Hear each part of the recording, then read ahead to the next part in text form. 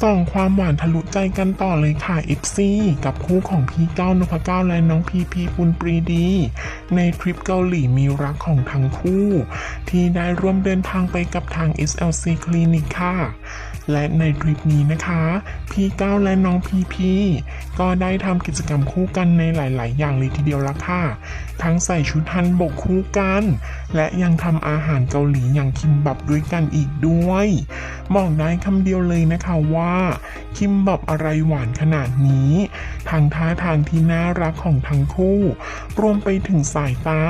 ที่ทำไปก็มองหน้ากันไปอย่างละสายตาไม่ได้เลยค่ะขนาดข้าวที่พี่ก้าวปั้นยังเป็นรูปหัวใจแหมก็แบบนี้แหละเนอะคนเขากำลังอินเลิฟว่าไม่ได้นะ